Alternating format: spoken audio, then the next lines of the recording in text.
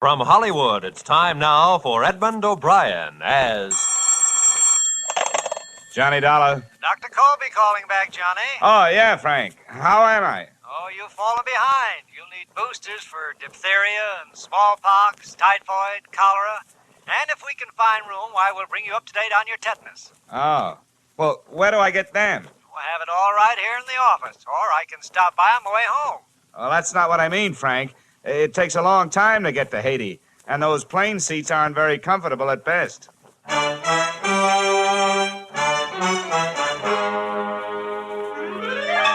Edmund O'Brien, in another transcribed adventure of the man with the action-packed expense account, America's fabulous freelance insurance investigator... Yours truly, Johnny Dollar.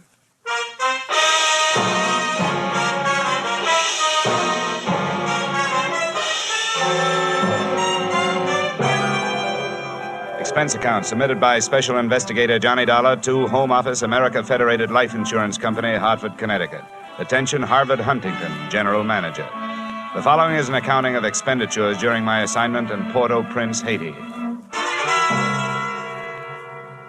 Expense account item 1, $15 for a pair of tickets to Detective Story at the Hudson Theater, New York, which I never got a chance to use since I was seated in the library of your Hartford home promptly at curtain time. Dollar, I want to thank you for coming out here. Sorry to break into your evening like this, but since I have, I'll get right to the point. Perhaps you've heard of the Gordon family here in Hartford. Well, what I see of the society page is what I'm flipping back to the sports section, but I've noticed the name. Diamond-studded, aren't they? Immensely wealthy, pillars of society, and surprisingly quite a proper family. That is all but one of the sons, Ralph. A heavy drinker, complete wastrel, ne'er-do-well. Oh, a blot on the old escutcheon, eh? Yes, continually getting into one scrape or another. Now he's done it again. I take it that you're not worried about Ralph the man, but about Ralph the policyholder, huh? Yeah, well, to put it bluntly, yes. I don't think it's unethical for a company to protect its interests.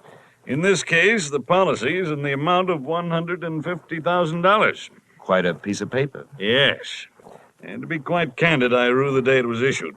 But the point is this. Ralph Gordon, at last report, is dying aboard his yacht at Port-au-Prince, Haiti. Well, then you don't need me. You need the Mayo Clinic. Dollar, I hesitate to even mention this in the presence of a sane man.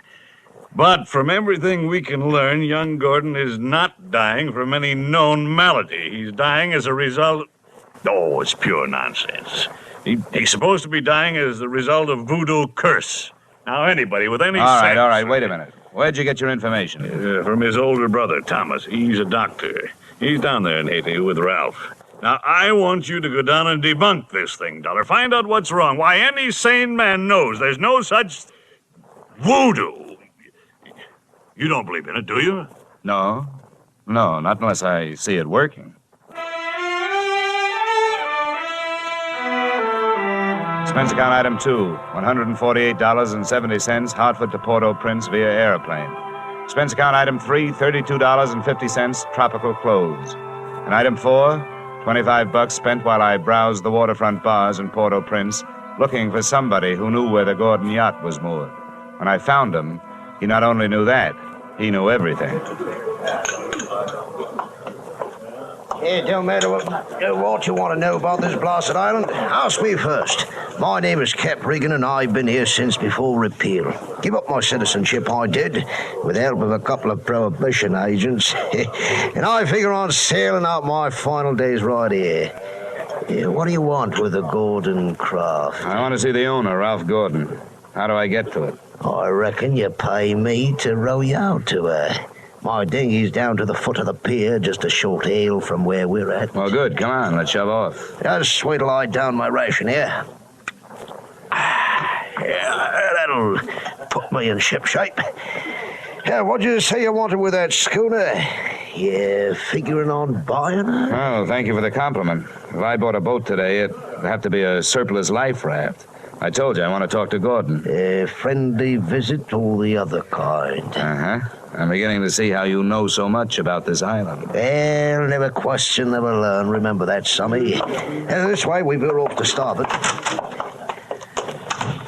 Yes, sir. Never question, never learn. Look, I'm an insurance investigator. A company sent me down here to look things over, including Gordon. Something wrong? I don't know yet. What do you know about it? A jugful, Sonny, a jugful. Stood into the harbour about 2 months back. No sooner dropped his hook than his crew started taking the pierhead leap. Everybody jumped for the bosun, for reasons of his own. What was the matter with Gordon? He was off seas over all the time. And you navigate with sextant, a compass, and parallel ruler, Sonny, not with a double shot and a water chaser. Get the drift? They were afraid to sail with him? Oh, that's the line of it. If you'd ever pile into a reef, you feel the same. Oh, yeah, here we are. And there's my dinghy down at the bottom of the ladder. And there's Gordon's yacht out there, you see her? The tug is passing astern of her now. Yeah. Yeah, that's a lot of boat. Yep, she carries a suit of sail like a grain clipper. Oh, why don't you see her close up? She's dirty as a garbage scow.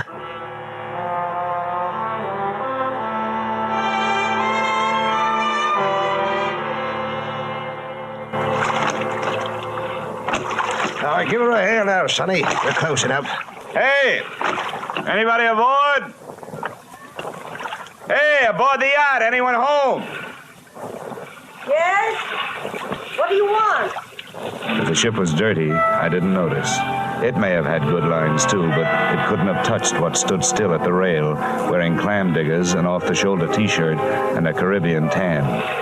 There's a trimmo for you. That'll be his wife. Can I come aboard? Who are you? What do you want? I'm Johnny Dollar from Hartford. I want to talk to Ralph. Oh. Why, yes, then. I guess you'll have to come aboard. Yeah. I'll swing the stern into the ladder. There you be. Well, steady now. Okay, Cap. You wait for me, huh?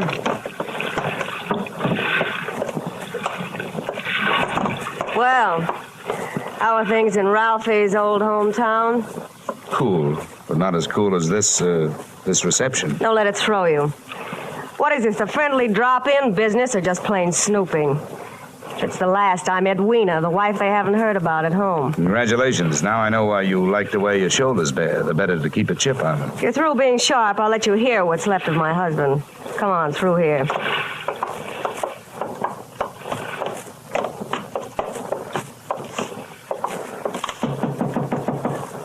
Hey, Ralph. You got a visitor from Hartford. Get away from this cabin, you gold-digging little chiseler. You take your visitor with you. Well, there you are, chum. He's got the door locked. It'll stay that way till he runs out of wine. You heard enough? Yes, enough to know how you acquired your charming attitude. Forget it. I walked into it with my eyes wide open. Let's get back out on deck. The light's better for throwing barbs at each other. Sure. Sounds like fun. Well, do I have to help you off the boat? Not until you help me by answering some questions. I'm an insurance investigator. I was sent down here by the company that holds a policy on your husband's life. What should I do? Faint? The story they got was that Ralph was dying from some kind of a voodoo curse. They don't believe it, and neither do I. Why not? It might be true. Oh, some old guy, they call him Papa Luau, came out to the boat. He yelled some things at Ralph, and when Ralphie threw a bottle at him, he swore he'd put a curse on him. Hey, how did they hear about it back in Hartford? Ralph's brother, Dr. Thomas Gordon, told them. You know him? Yeah, we hate each other. I wonder why he'd tell them. Well, maybe because he thought somebody who'd be better off with Ralph dead was using Papa Luau's curse as a cover-up. How would you stand as his widow? Get off this boat. Get off. What's the trouble, Eddie? Oh, Em. Yeah, come here, will you? Who's the boarding party? Just get him off, Em. Sure, honey. Well, mate, do you walk in or dive? Save your strength for the last scene, Goliath. I was just leaving.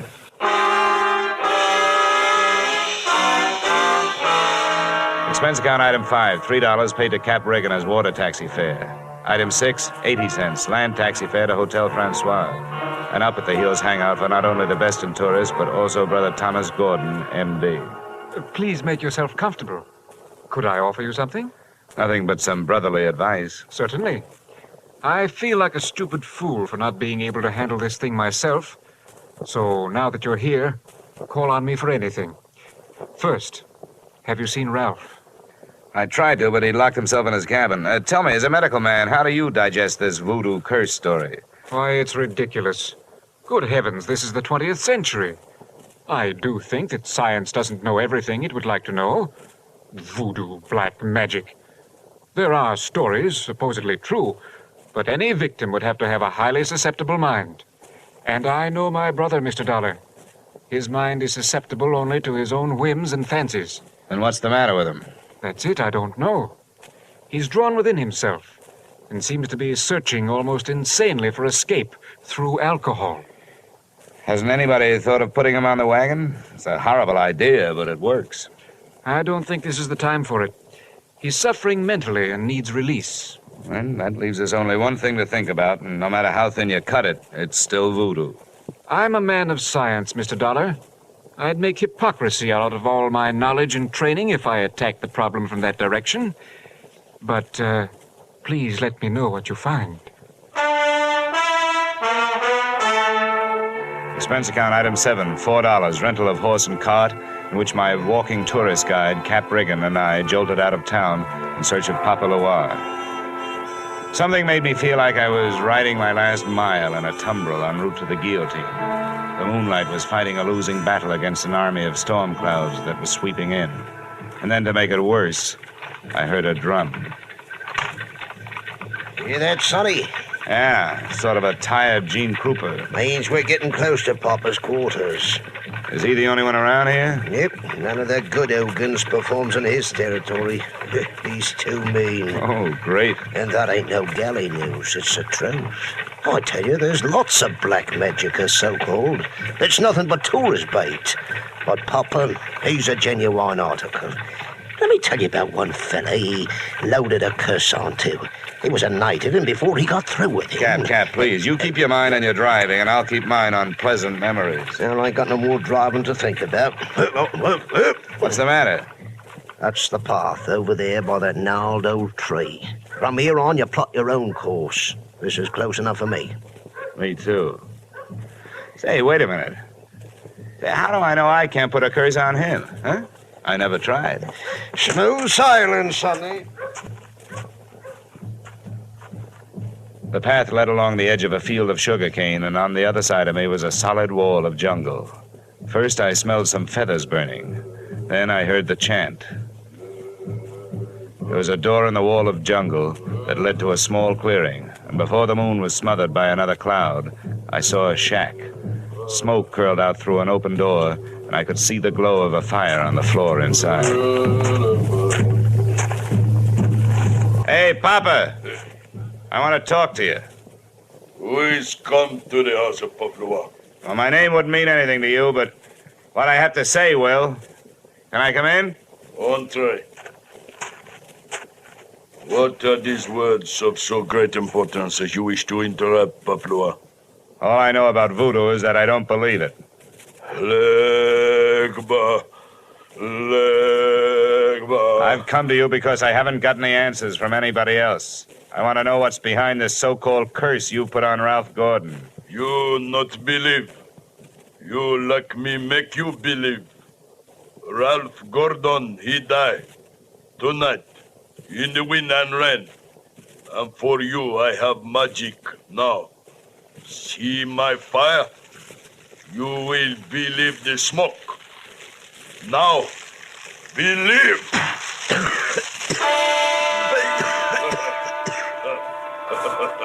I couldn't see what he'd thrown onto the fire. He'd reached behind him for it. But when the smoke from it whirled around me, it seemed to grab my throat and squeeze. I stumbled back through the door. I hadn't believed in voodoo when I'd come in. But going out, I wasn't so sure.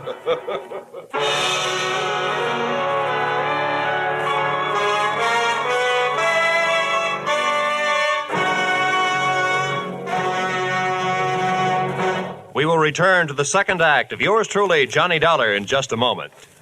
And now with our star, Edmund O'Brien, we return to the second act of yours truly, Johnny Dollar.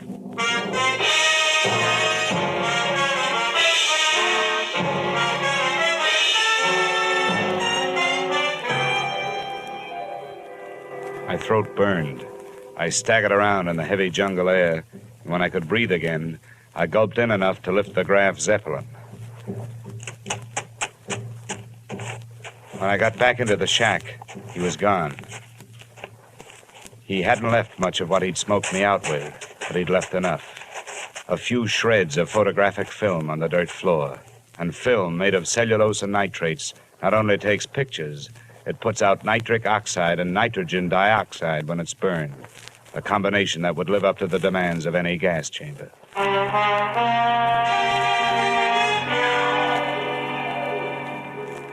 We headed back to the yacht, and this time I boarded without a hail.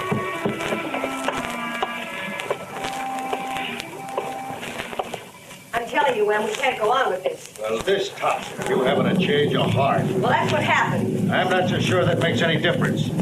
Maybe you're in too deep to back out. How would you like it if I spilled the whole thing? Oh, what difference does it make? It'd be better than landing in a Haitian prison with your motives showing. Think it over, Angel. I'll be in my sack when you make up your mind. Em, how wrong you can be. See you later, huh? What are you doing on this ship? Get off. Oh, no. Not after that intriguing conversation I just heard. How much did you hear? If I added it to the gas assault Papa Luau threw at me, it'd be enough to nail you and Loverboy here for conspiracy to commit murder. I don't know what you're talking The about. point is, I know what you two were talking about. Listen to me. You've got to believe me. I don't have to, but try me anyway. I admit that Em and I... Well, I did get involved with him. It was because Ralph turned into another man after we were married. This probably marks the first time in history that an icicle melted in Port-au-Prince. Please, let me finish. When my marriage went to pieces, I had to do something or go crazy. To see Ralph drinking up all the champagne on the island was just more than I could take. I was going to divorce him and leave with Em, but we weren't going to murder him. You know, Chapter 1 has so many holes in it, it could have been printed by a punch press. You don't worry about landing in prison with your motive showing when all you're planning is divorce. You do when people are waiting for your husband to die under mysterious circumstances. That's why I was trying to make Em go away. If Ralph died, who would look any farther than the erring wife? Unless Em was hiding something. Can you lock this cabin from the outside? Yes. What are you going to do? You aren't going to lock me in here. No, just your playmate. You're coming with me. Where? To Papa Luau's. I want to hear what kind of a story you tell in front of him. You don't believe me. No. With $150,000 at stake, I don't even believe myself.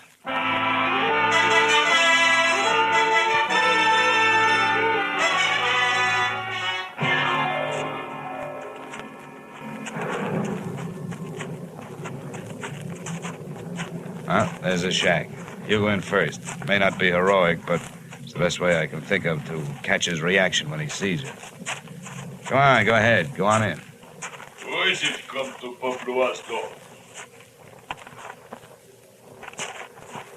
Who are you, woman? Well, Mr. Dollar, are you satisfied? Not quite. And you did not believe. Why you are here?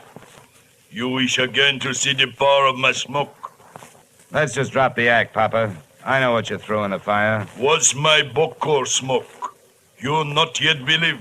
A good man from a police laboratory can sift enough out of those ashes to know it was film. What is this you say? I say that I've got enough on you, you old fake, to put you in the local pokey. Who dare speak this to Papalua? And that's where you're gonna go if you don't cooperate. Now, that's a promise. What is it you want? Did somebody put you up to this cursed business that Ralph Gordon is supposed to be under? A man of your race. Now go. That is all. It's not enough. What was his name? I not know the name. What did he look like then? My eyes were closed. Nuts. Come on. I'm taking you into town. I have to drag you by the hair. No, don't touch me. I will tell you how this is. It is true, I do not know the name or the face. He come to me. He ask me when comes next rain and wind. I tell him last night. But it's tonight. The storm come with the seat. He tell me he needs storm to close portholes in the ship. He say, if I bring this curse, I will be best organ on AT because it kill white man. That is difficult. That is all. Now you go. How about the film for the fire? Did he give it to you? That is true. Not long before you come. Well, get rid of it, Papa, before you lose your license to operate. You go now. Papa Luau will be alone. Go now. All right, Mrs. Gordon, all right. Let's not stay for the music.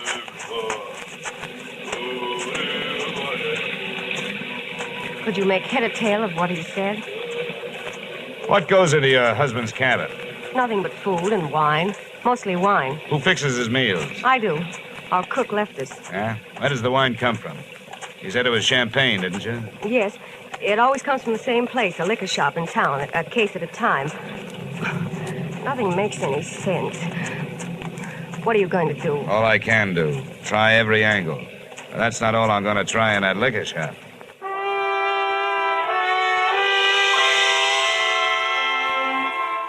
Expense account item 8450, 2 quarts of rum, the purchase of which helped loosen the tongue of the proprietor who had been supplying Ralph Gordon's champagne. And the words that poured out weren't exactly intoxicating, but they sent me staggering to the nearest phone.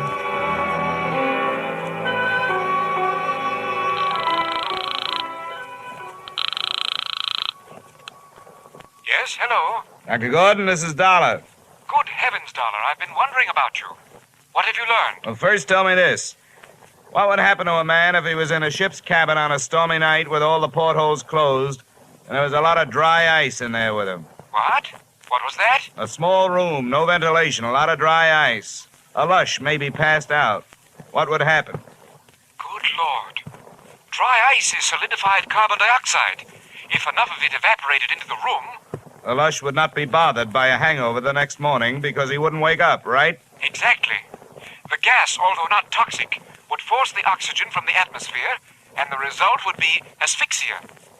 What are you getting at, Dollar? Well, that curse your brother is suffering from is very scientific. The champagne he's been getting has been chilled by dry ice, about 5 pounds per case. One went out just before the storm broke. Good Lord.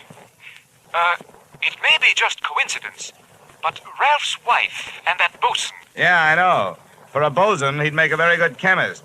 They sent for a pull motor. If it's too late for your brother, maybe I can use it.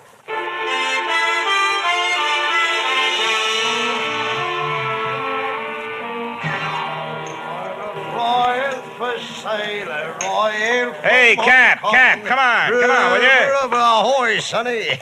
Set up around, George, for my shipmate and me. This is rum weather, sonny. Never mind around, Cap. You gotta row me out of that yacht again. What? In this weather? I wouldn't ask old Neptune himself to set out on a night like this. Come on, Cap. I'm in a hurry. Here's $20. I want time off the horn. Oh, what did you say?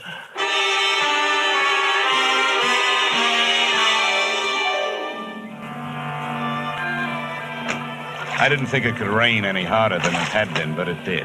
Visibility was 0. But about 20 minutes out, Cap spotted her riding lights. There she lies, sonny. We were on target, but so was somebody else. A searchlight stabbed out at us. Hey, this sounds like Prohibition days. Who's giving us the broadside? I can't tell. I'll lay a pelican hook over his head if I get my hands on him. Oh, Cap! I got my left leg. Get down the bottom, Cap. I'm going over the side.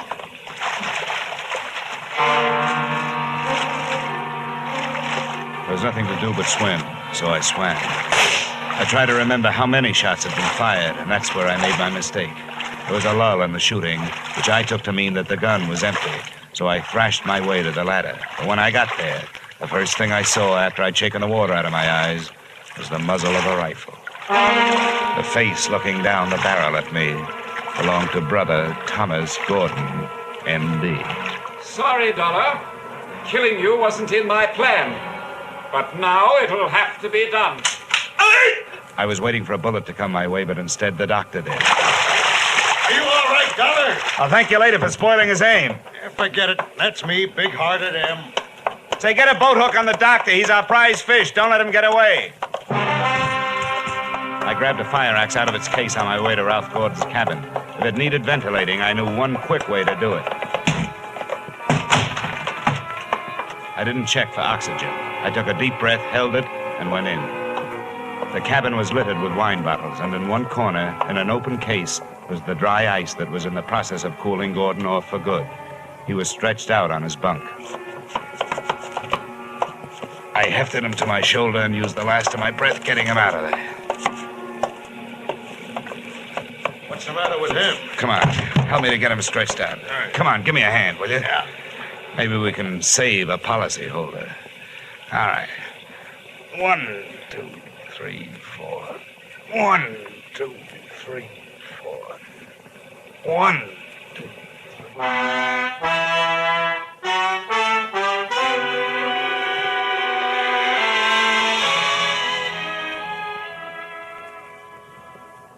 Expense account item 9, $30, cover charge at a hospital, where I put the revived Gordon under the care of a doctor, not his brother. His brother happened to be resting in a jail cell at the time, waiting the formal charge of attempted murder. Motive, the family fortune. Item 10, same as item 9. Same hospital where they patched up Cap Reagan. Item 11, $40. An ounce of voodoo perfume for the lovely but sometimes chilly Edwina. Maybe if she tries that kind of magic on her husband, he'll spend less time with the bottle joy and more with her kind.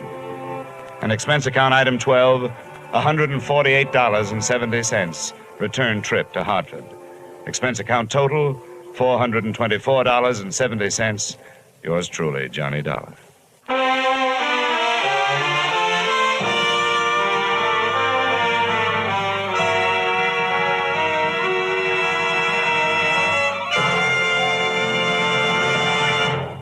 Yours truly, Johnny Dollar, stars Edmund O'Brien in the title role and is written by Gil Dowd and David Ellis, with music composed and conducted by Leith Stevens. Featured in tonight's cast were Earl Lee, Willard Waterman, Ted DeCorsia, Charlotte Lawrence, Lou Krugman, Byron Kane, Dick Ryan, and Clayton Post.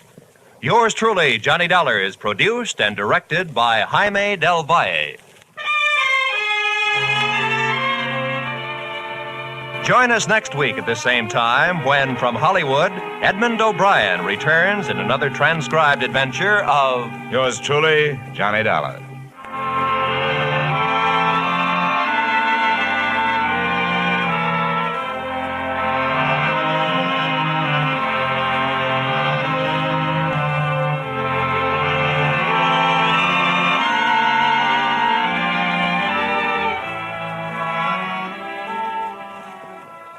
This is CBS, the Columbia Broadcasting System.